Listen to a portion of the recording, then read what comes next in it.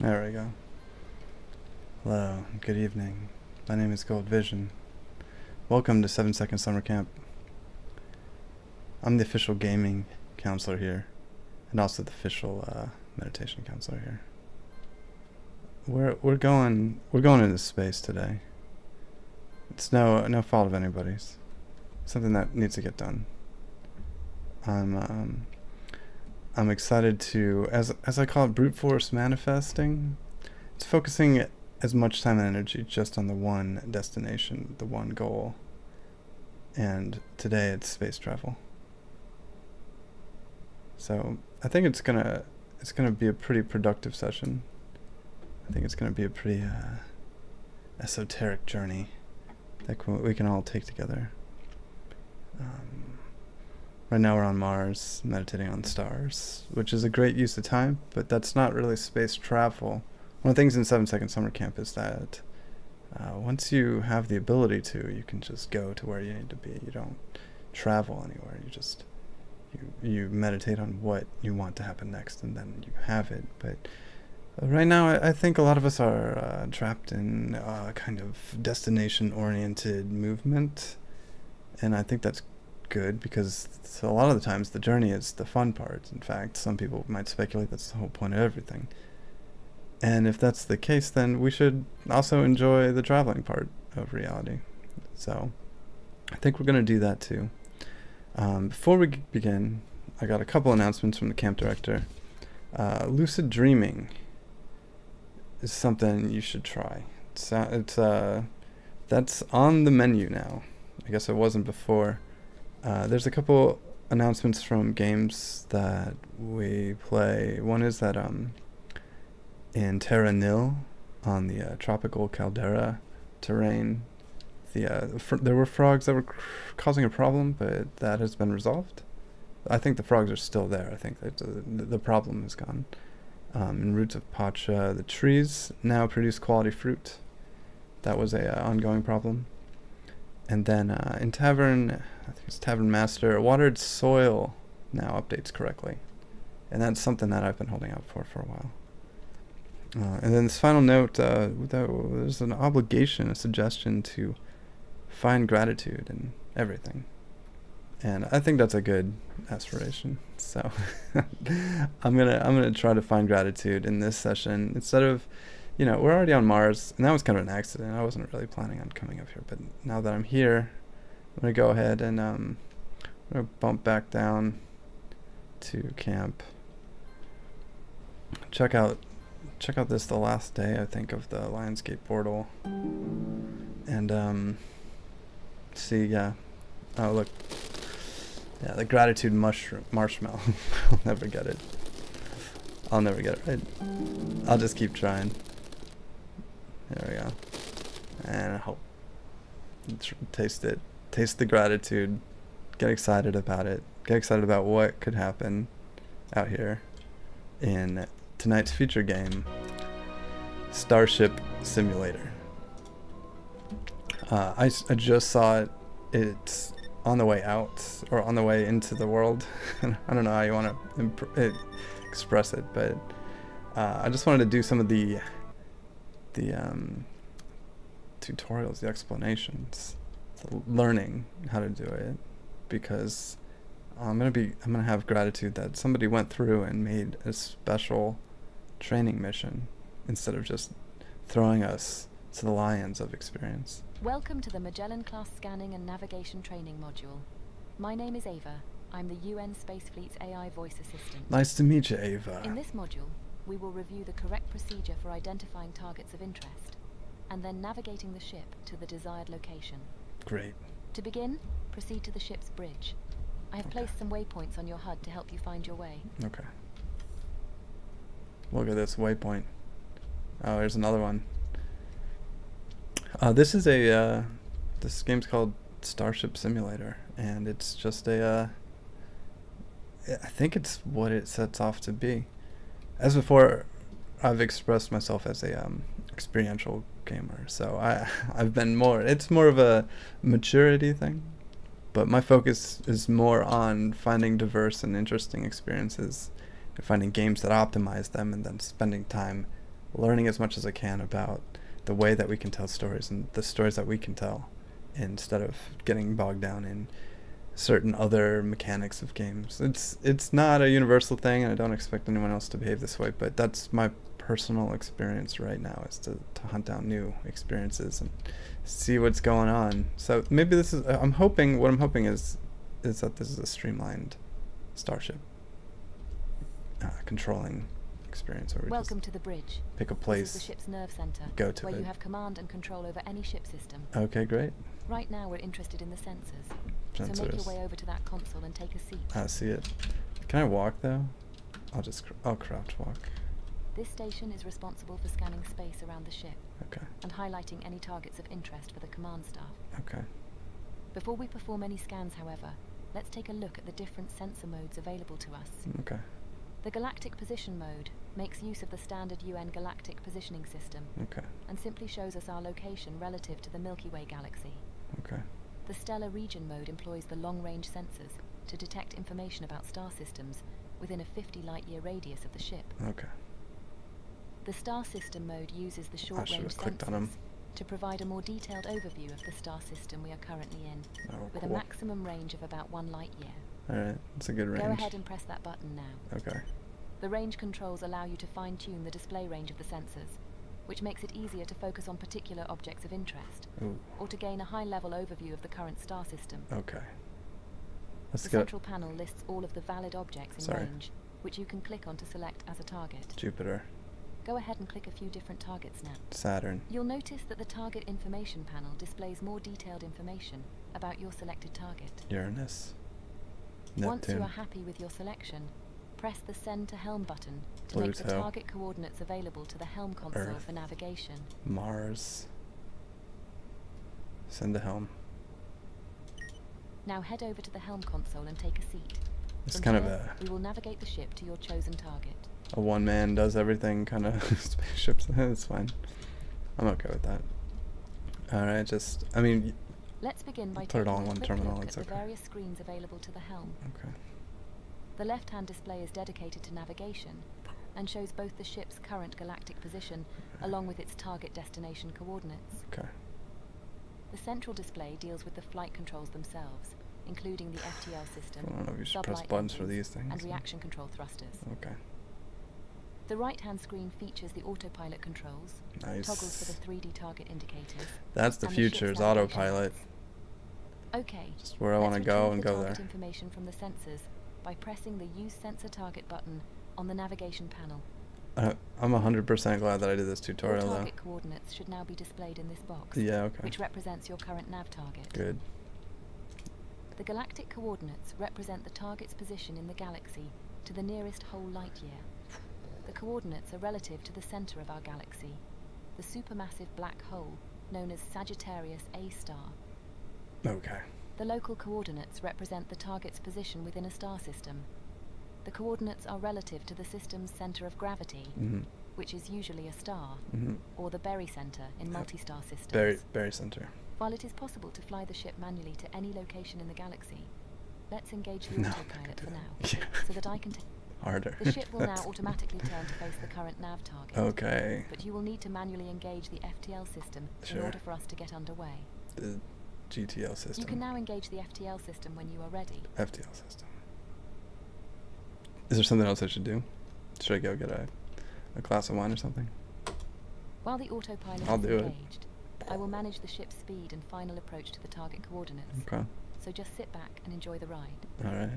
The FTL system works by compressing space ahead of the ship and then expanding it behind, creating a bubble of warped space with the ship at its center. The warp space. The compressed space amplifies the ship's current velocity Yep. by a factor of the FTL field strength, so the ship's sublight engines are still used to provide the required thrust. The maximum speed of the ship is therefore a combination of the FTL field strength and the thrust output of the sublight engines. For the Alright. Magellan class, this is approximately 300 light years per hour. That's pretty good. 300? Okay, it looks like we have arrived at the target coordinates. Now that we've seen what the ship can do over a relatively short distance, let's pick a target that's much further away. Okay. Head on over to the sensors console again and take a seat. Sensors console. This time we're going to use the long-range sensors. Go ahead and press the... Yeah, big As time. before, you can use the display range buttons to increase or reduce the number of displayed objects. That's nice. Depending on your needs. I gotta walk in there. I think I always want to do that. Objects in range, I see it. you'll notice that none of them have any detailed information yet. This is because a sensor scan is required. Alright, do a sensor scan then. Let's take a closer look at our near...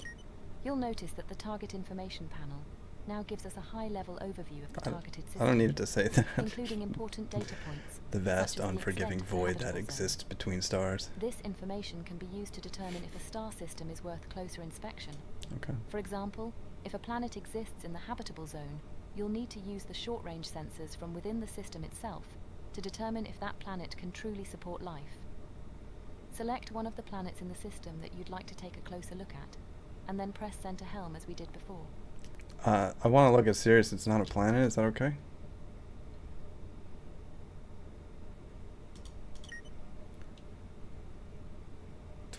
Can we just go? Let's just... Now return to the helm console and take a seat once again. Alright. Alright, a lot of moving parts. It's kind of cool though. I just want to be in the stars, just standing around in them. Back to the old grind. Press the use sensor target button again on the navigation panel. I'm not gonna Set our remember new how to nav do target. this. Now Use engage sensor the target. autopilot again. Yep. And now engage the FTL. Yes. Our previous journey was merely interplanetary, but we're now leaving the Sol system behind and entering interstellar space. Alright. The Milky Way galaxy is a vast and mysterious place, where even light takes over 4 years to reach our nearest stellar neighbor. Thanks to recent breakthroughs in FTL technology, however, we can now make that same journey in around 1 minute. This is smooth. So, at our maximum speed of 300 light years per hour, 300. it will still take over 2 full weeks to fly from one side of the galaxy to the other. That's a distance in excess of 100,000 light years. Our galaxy contains hundreds of billions of star systems that are waiting to be explored, in addition to countless other stellar phenomena that we don't even have names for yet. Now that's the fun I want to get into. Are tasked with exploring distant new worlds. Yeah. Seeking out new life in all of its diversity. That's perfect. And making That's exactly what I first want. contact with any intelligent species that are encountered along the way. Right. The galaxy can also be a dangerous and unforgiving place. So as we tread cautiously into the unknown, we should remain mindful of any potential dangers lurking in the dark. We're not far from our destination now, so sit back and enjoy the view while I handle the final approach. Perfect. Sounds great. Just spaceship. Is there like an ambient music? Is one of these the DJ table? Let's see. Is this the DJ table? Is this work in progress? Shield. Condition. Oh. Yeah, there we go. Disco mode right there. Perfect. So there was... This is the DJ seat over here. There's 2 of them in case somebody wants to sleep. Would think there would be some music too, but it's okay. That's alright. I want to go over here and browse some more destinations. You know. Got our sun over there. A couple other sun options. A couple other just stars sitting out there. Waiting for exploration. I don't know how what this game's trying to tackle as far as the actual exploration and the actual diversity of different planets. There's a lot of games that try to give this experience, and this has been a real smooth startup to it. I've played. Well, we did No Man's. Well, let's get away from that. We did No Man's Sky last week, and there's some star exploring games. Okay, so we're right by Sirius, and yeah, getting close to a big star like this, you're gonna it's gonna be bright. Here we are. You are now looking at an entirely new world, bathed in the light of another star. At this distance, our home is now just another point of light in the darkness of space. Does life exist here? Probably not on this thing. What new things can we thing. discover on this world? These are the questions that this ship was designed to answer. Okay. This concludes the scanning and navigation training module. This You are very free to useful. continue exploring if you wish, But Okay. please be aware that your progress will not be saved. Alright. Thank you, That's okay. and goodbye. That's okay. We're just gonna park right by this star and just see what see what our our world is like. I'm gonna turn off the DJ mode though, and I'm not gonna do the alien virus test. Is there? Because I just wanna condition normal. There we go. Okay, good. It's pretty bright. Just park by the star. You know, some people are into stargazing, but what do you want? Like, why don't you just drive right up and take a gander? Here we have a conference room. That's nice. It's probably where I started, actually. It's pretty bright out there. Oh, but you can just turn down the window control. Turn on some polarization there. Now we're talking. Now I can just stare at this giant star we got really close to. Scene projection on. Oh, that's nice. Okay. There's some ideas here. Oh, some depth. We can look at the space stuff though. Outer space stuff. That's nice. And we'll check over here. This must be the boss's chamber. Got some boss books over here. Boss table. How to be in space. Relativity. Just like a quick update book. And there's an elevator. Okay, so this is the vibe that I'm always looking for. Just a casual passenger, hang out on near a window, polarized or not. I just found out I could do this. So C changes the camera angle. Green apple, glass of wine, maybe, wine bottle. Cup. There's a mention in the comments about Elite Dangerous, which is another that I think that was the one that I really started off with, moving from planet to planet, star to star like this. It gets a little dynamic pretty quickly with enemies and things. This seems like it's focused on the actual run around the starship. You get on the grind fast in Elite Dangerous, and then you have to keep vying to upgrade your ship and get different. You're doing the missions to get a better mission ship and doing a loop that way. And that's fun, but I just wanted to, when I say brute force manifesting, I mean, it's like, I don't want to get on a grind and like learn how I can over time eventually get to pretend to do what I want to do. I want to feel the experience of being somewhere unique and doing the whole thing. This is the garage. This is the dance club. What is this? What is this? This is cool. Oh, where's the terminal right here? So there's like terminals everywhere that you can control all the different elements. I can't imagine how they're gonna calculate when the ship takes damage, if it takes damage, if there's alien life forces and monsters and things that mess stuff up, or just pilots who are particularly bad at driving. Starboard. Oh, just all the different offices. This is still work in progress, and I think that's okay, because it's easy to imagine how this can expand. And it seems like they've got a good grasp on the engine. Let's see what else we have. There's one place I did want to go. And, oh, nice, you're here. I think we go up or down. We got down. Could take an elevator too. I don't know. So I like the idea of being being on a journey. And I guess we don't feel the urgency of a journey right now, especially because we're all tutorialed up. So I'm not really prioritizing it, but yeah, look at all this. All this cool stuff. You just jump right in and you start playing in space. Do you think I can get to the park? Do you think the park's built yet. Straight down this hallway and turn right after the second hallway. Let's see. I don't expect any of it to be complete yet.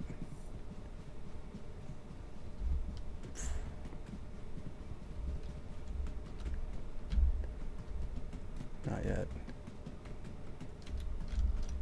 Park it out. It's all our imagination, you know. You shine the light on what you want to see more of, and then it grows. I feel like this is how I perceive reality, at least. It's by putting your priorities somewhere, then that's what you see more of. That happens to me frequently. I don't expect it to be a easily understood concept, but I do believe it's the truth. And as you may know, that's the primary reason I'm here talking into a microphone and looking into a camera, is because I want to find and speak the truth into the internet at the highest rate possible, in the most authentic way possible. Because I believe that information is being accumulated and processed, and so the more that I can do that, the more truth exists in my world. So there's stuff all over the place. Let's do another tutorial. We can also customize the character, but I don't know if this will be how the character looks over time. Scientist. Head of science. Just pick that. Do a little upgrade of the rank. Just see what we've got going. I want to be authentic here. New recruit. Neutral, and then...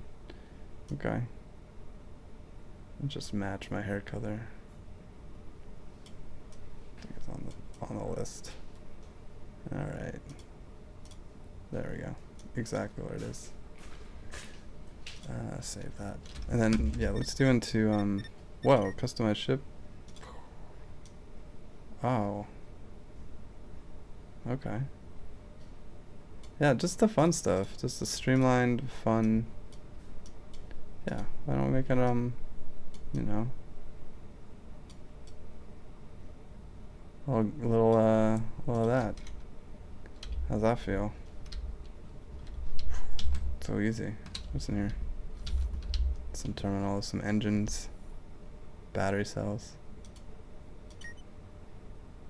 I probably shouldn't be doing that without an explanation of what to do. Customize character, main menu. Let's do it. The other training module. See where this goes.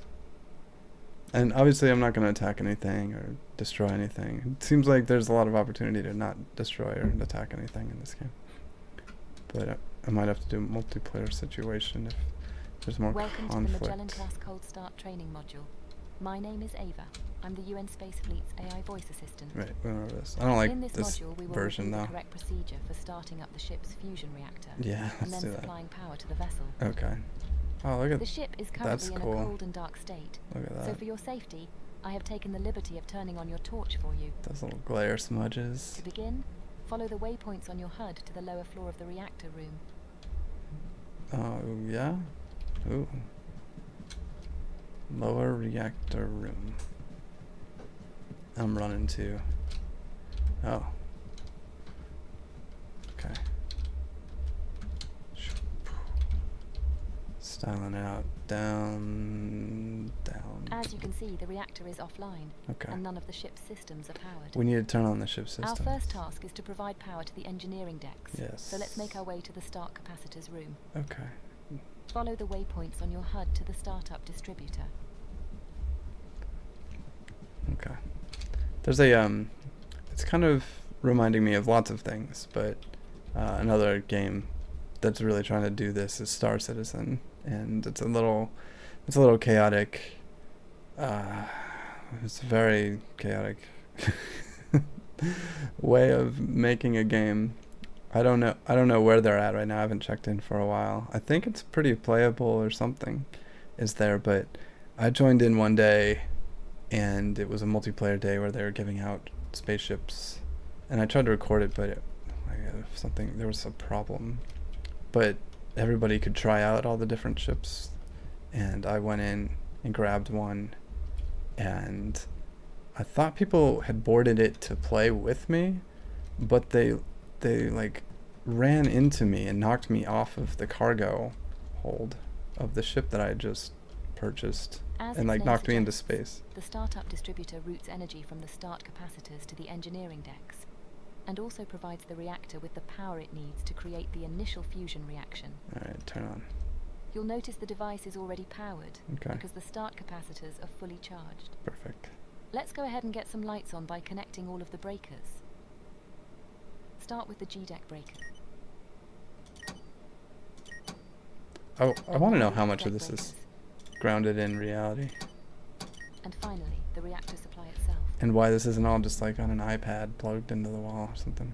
Connect. Excellent. Now we can see what we're doing. You can go ahead and turn off your torch by pressing T. Of course. The reactor controls should now be online, so let's walk back to the reactor room and take a look. Yes. Reactor room. So I'm looking for space, but I'm looking for a real peaceful space. This console displays the reactor's vital information and provides you with full control over the reactor and its subsystems. There's a lot of problems here.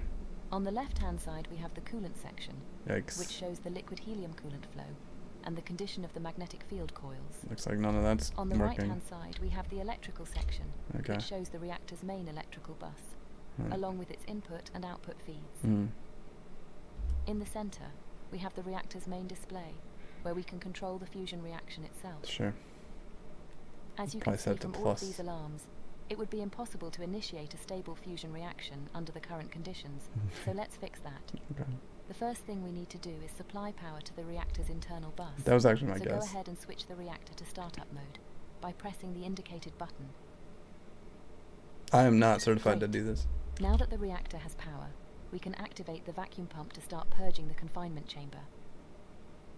The I know what all chamber these pressure words should now be mean dropping. individually. To sustain a fusion reaction, we need an internal pressure of less than 10 nanopascals. While we Okay, wait for the almost there. confinement chamber to reach its target pressure, let's take care of the reactor's fuel and coolant supplies. It's less than 10. Exit the reactor room via the door behind you, and follow the waypoints on your HUD to the cryogenic storage room. Yeah, let's get to the cryogenic storage room. Ship. These storage tanks hold all of the cryogenic fluids that are used to both fuel and cool the reactor.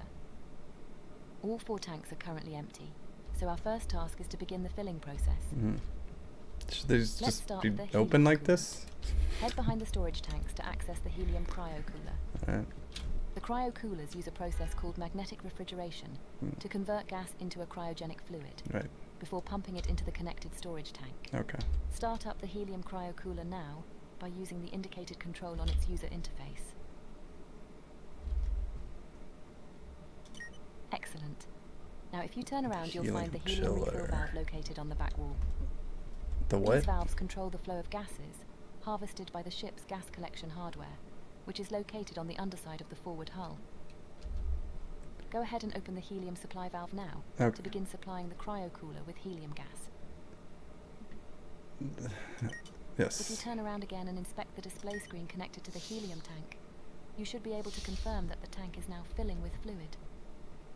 We now need to perform the same sequence of events for the other 3 tanks. Head over to the But- helium-3 cryocooler next. Okay, helium-3. Helium-3 is the first of 2 fuels used in the fusion reaction. As before, power up the device using its user interface. I'm remembering all of this. And now open I could the probably just do helium-3 it refill valve blind. behind you to start filling its associated tank. I thought I did that already.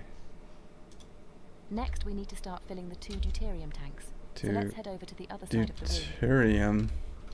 Deuterium. Okay. Deuterium, also known as heavy hydrogen, Heavy. is the second of the 2 fusion fuels. We store double the amount of deuterium compared to helium-3 because deuterium also fuels the reactor's neutral beam injectors. As before, turn on the first deuterium cryocooler. And now the first deuterium refill valve behind you. Sure. Gotta get that one. Turn on the second deuterium cryocooler. Second cryo cooler. And now the second deuterium refill valve. Second deuterium Okay, refill valve. All 4 storage tanks should now be filling with cryogenic fluids. Good. For our next task, we now need to engage the cryo pumps in order to start supplying the reactor with everything it needs. Of course. Make your way around to the other side of the tank and locate the deuterium tank outflow valve. It's not just gonna pour right out here. Open the deuterium outflow valve to begin supplying fluid to its connected cryo pump. We're just not gonna... I'm gonna do it because it's blinking, not because I understand Next, power on the pump itself using the... Excellent. That's half of the fuel mix taken care of. Now head over to the helium-3 tank outflow valve so we can complete the fuel supply. Helium-3 tank outflow As before, valve. begin by opening the helium-3 outflow valve. Yes. That one. And now engage the helium-3. Perfect. Perfect. All we have to do now is take care of the coolant flow. Oh, it's Head going. over to the helium tank outflow valve.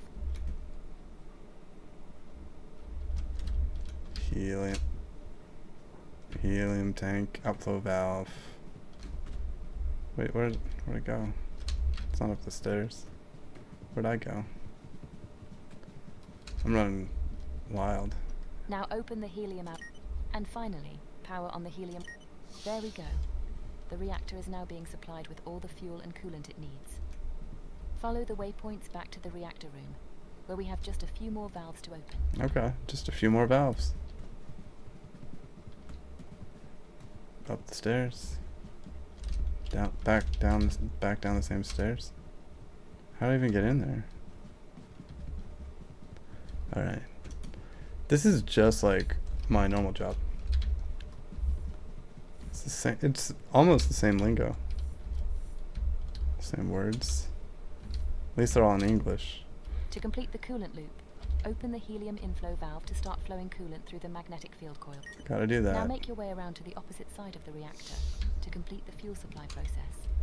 Okay. First, open the deuterium inflow valve. Deuterium inflow valve first. And now open the helium-3 inflow valve. Okay, so helium. great. Okay, they're all going. Yeah. Let's head over to the reactor controls and take a look at the coolant display. Yeah, we better check out the As you can coolant see, display. we now have coolant flowing into the reactor. This has begun the process of cooling down the magnetic field Okay. coils, which must reach temperatures below 20 Kelvin in order to become superconductive. Right. Once the coils have reached their target temperature... Okay, the temperatures look good. You can now power up the field coils. Powering up field coils. With a solid vacuum established, the field coils powered up, and fuel flowing into the reactor, you are now free to initiate the fusion reaction. That's a lot of stress. I shouldn't do a plus, you know? A little subscription-based fusion reaction. Congratulations! You have now successfully started the fusion reactor. What? For safety, the reactor automatically starts up at only 10% of its rated power. Okay. This means high voltage systems, such as the FTL drive, will be underpowered until you increase the reactor output. Okay. Let's resolve that now. Increase the power level to 100%. That's what I'm using the talking indicator about. Plus, You'll plus, notice that you plus. can increase the power Plus, beyond 100%, plus, but plus, doing plus, so for an plus, extended plus, period plus, will plus, overheat plus, the plus, reactor, plus. causing damage and forcing an uncontrolled shutdown.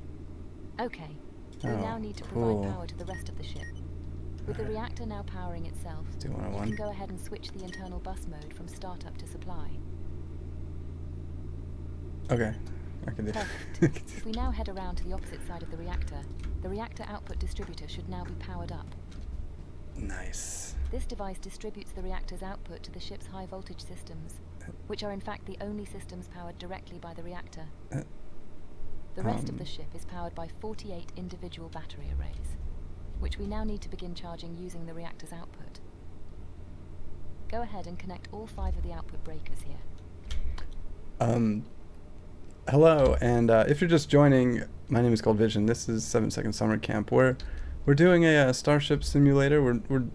This ended up being a lot more of this and this than I thought it was going to be. But this is also the tutorial on how to turn on a spaceship, and we're brute force manifesting the idea of space travel. We're thinking about it instead of thinking about other stuff. We're not thinking about how to make crops, how to sharpen our broadswords for feudal battles. We're focusing our attention on the idea of turning on a spaceship, and I think that process of looking at what you want to see and what you want to see more of will provoke and provide the opportunities that will lead you closer to them.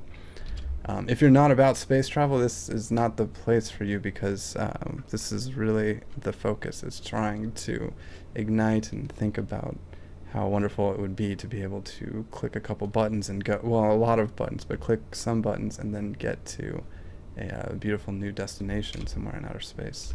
I think it's possible personally. I don't know how soon we can do it, but I think that just thinking about what it might look like will help get us there. It's all theoretical. It's the kind of thing we do here, 7 Second Summer Camp. But and if you're so inclined, we do have the opportunity to meditate every day at camp.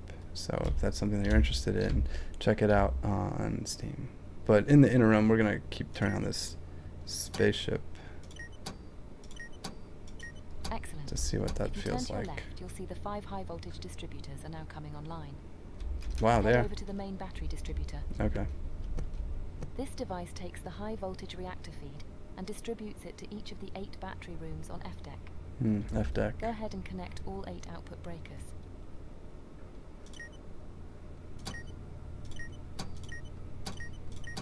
Man, I can't imagine what the park's gonna look like. Battery arrays should now be charging. But we Perfect. should perform a visual inspection to make sure. Yes, I was thinking the Follow same the thing. waypoints on your HUD to port battery room Should I 1. do that one other thing? I don't want to come back down here and do the emergency solar array. Or the external feed. Maybe we don't have that stuff. I don't even know where we are. We started down here in the dark. We could be in the middle of nowhere. That's what most of space is, right? Wow. Okay, we're in the battery The room. electrical supply on Magellan-class starships is divided into 4 isolated quadrants. Okay, Forward, aft, port, and starboard. right. For increased redundancy, each quadrant is powered by 2 physically isolated battery rooms just like this one. Wow. Should the battery arrays in one room cease to function for any reason, the arrays in the second room will continue providing power to that particular quadrant. Okay. Similarly, power to one quadrant can be lost entirely, without impacting the supply to the remaining 3 quadrants. Sure. Okay, That. let's take a look at one of the individual battery arrays. Okay. This one. On the left-hand side of the user interface, you have controls for managing the input and output breakers. And in the center, you have controls and information relating to this array's 10 solid-state battery cells. I see. If we did everything correctly, all of the cells should now be slowly charging up. Oh, they are. For the next step, we now need to connect each of the 8 battery rooms to the ship's electrical grid. What the heck? This task will take us into the ship's labyrinth of maintenance tunnels, so be sure to watch your head. Turn this thing back on. Follow the waypoints on your HUD to port battery aggregator. Aggregator 1. She said labyrinth, right? I feel like we should aspire to design things with that kind of maze-like nature. Did I get in here? Let's see if this is okay. Let's see. There we Each go. battery room has a corresponding battery aggregator. Yes. Just like this one. Just like this one. These devices perform load balancing Okay. and also combine each room's 6 individual battery arrays into a single high voltage feed. Yes. Go ahead and connect the output breaker now, which will connect this set of battery arrays to the ship's electrical grid. Okay, 1 down and 7 more to go. Let's do it. Next, head over to port battery aggregator. As before, connect this aggregator's output breaker. That takes care of the port battery rooms. Let's make our way to the forward quadrant next. Let's do the forward quadrant. Another thing that we're doing is appreciating and focusing on gratitude. There's a lot of wild emotions going on outside in the world and on space and everything, but there's this opportunity right now to be joyfully grateful that somebody, and many somebodies probably, went through a lot of effort to create something so unique as this, just for us to have an experience like this. The kind of details that go into adding item after item and piece after piece. to create cinematic and beautiful worlds worth walking through, worth seeing. And there's a certain level of gratitude that we can have for just the opportunity to be in such a place, much less participate and imagine what it would be like to actually be in a real place like this. This is the next one. Battery aggregator F deck. Go ahead and connect the output breaker. Connect the output breaker. And the same again on forward battery aggregator 2. So we're just turning all the batteries. It's kind of like a car. I mean, okay. A big Onwards car. To the starboard quadrant. Big multi-supercar that goes in any direction. Any kind of engine-based system. Yeah. F deck on. Let's get to the aggregators. Still, I guess it's good to have local inputs instead of having it all from one terminal. You know, I'd rather just press a start it up button, but I guess it's good to have options in case things get manually disconnected to each other, from each other. Am I supposed to be doing other things? I just lost a, what happened here? And the second starboard aggregator. What just happened? Almost done. Just the aft quadrant to go. Okay. I'm not sure that's what I wanted to do there. Well, let's see. Let's see. Connect up the first aft aggregator. Connecting and finally up the first. The second aft aggregator. And then the second one over here on the other side. Okay, Keep going. perfect. All 48 of the ship's battery arrays are now connected to the electrical grid. Okay, if you say so. All we have to do now is supply power to the ship's remaining decks, and then perform a few cleanup tasks. We can do most of that from the reactor room, so let's head there now. Follow the waypoints on your HUD to the forward deck distributor. I'm a little worried about clicking on these things, make them red. I gotta connect this. I'm keeping that on. You know. There's always the nature that the computer's a little more correct about things that are the wrong things than we'd prefer. So hopefully all of this will just sync up and work. Because I don't know how I'll ever find my way back to any of this. Be able to explain any of this to anybody. I'm sure if I sat with it for a little bit. Each deck in a given quadrant is fed by a deck distributor, okay, which takes the total electrical load of that quadrant, and then load balances it between the two connected battery aggregators. Oh, okay. Go ahead and that's all I wanted to hear. You can hold E to make it into more of a straightforward interface. It's easier to move the mouse. Connect. Okay. Now head over to the starboard deck distributor and do the same. Yes, the starboard deck distributor. I guess it is easier, but you don't move the cameras, so then you have to move the camera as well. And now the aft deck distributor. Yep. So, if you like pressing buttons, if you like turning on starships,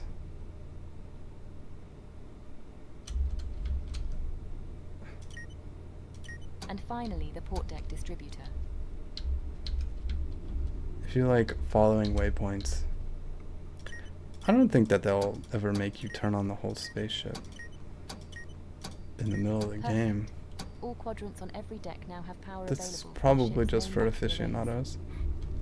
You'll Probably notice, just for. however, that the ship is still under emergency lighting conditions. Oh yeah, I've noticed. Because F and G decks are still using the start capacitors. F and G decks. To resolve this, we simply have to switch the 4 quadrant distributors on F and G decks over to the main battery feed. That's what I was thinking.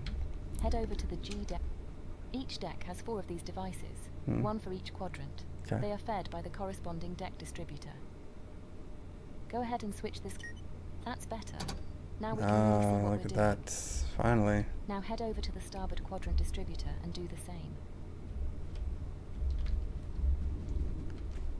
Starboard. What if I was just here and had to figure this out? And now the aft quadrant distributor. What if you had to just keep clicking stuff until it worked? That would be a very specific, And finally, the port quadrant distributor. a horrible experience for me. Okay, last one. That's G deck taken care of. Let's do the same for F deck. Okay. Head upstairs to the F deck Up. forward Bup. as before.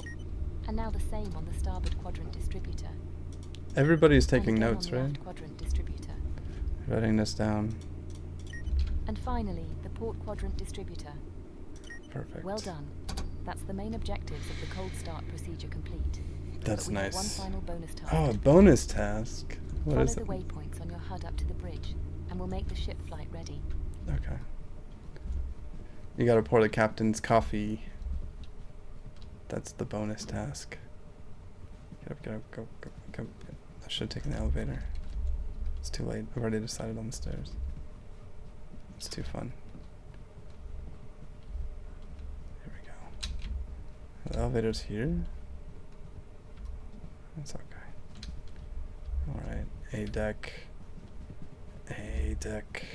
The lights and bridge systems are still turned off, so let's bring everything online. Look at that though, it's so Head over cool. to the A deck Except distributor that in the engineering alcove. it's unsettling. I'm not gonna turn on the lights just yet. The A deck distributor. This is a special moment, you know.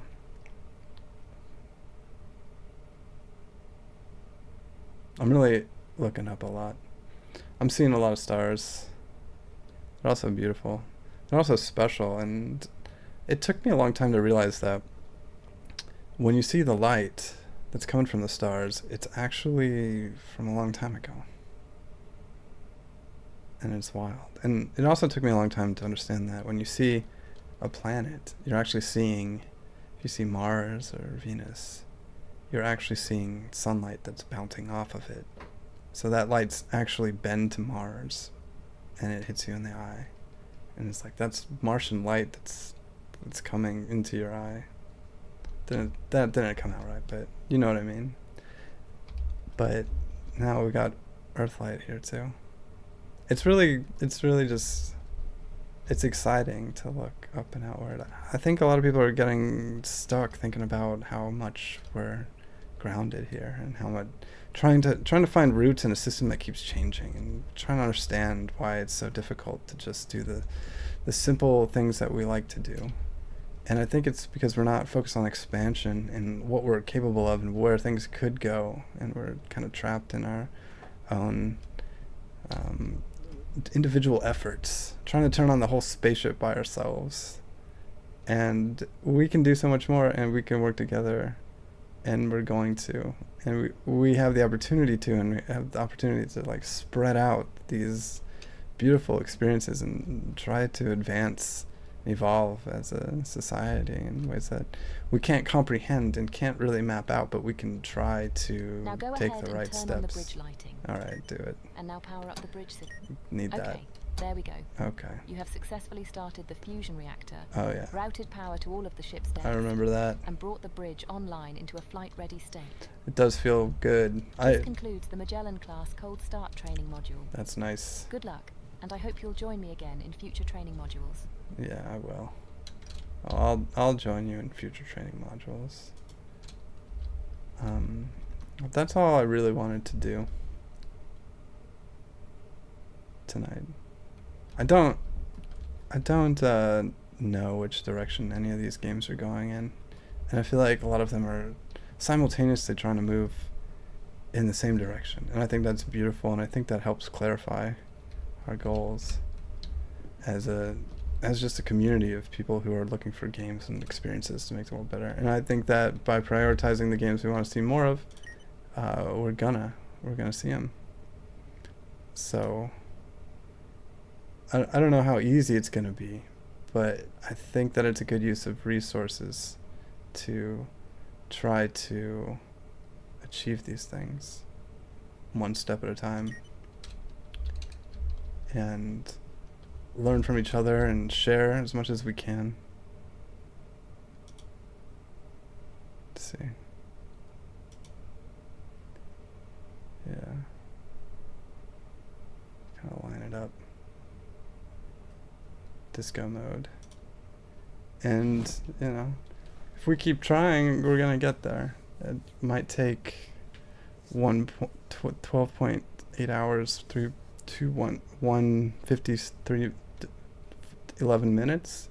Might take 2, but I think that if we can just decide which direction to go and keep going together, we're gonna get there. Thank you for joining me this evening. We're gonna just head to Venus for a second. This is still a tutorial, so I don't think any of this actually counts. But I'm excited for what happens next.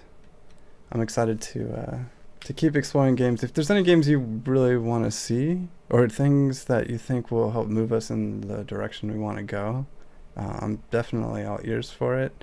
I have played Outer Wilds. I did a live stream of that. I don't know if people remember how traumatic that was for me. I'm trying to minimize visual trauma and destruction and only focus on actual visuals that we actually want to see, so you can create the emotions and then grow that way.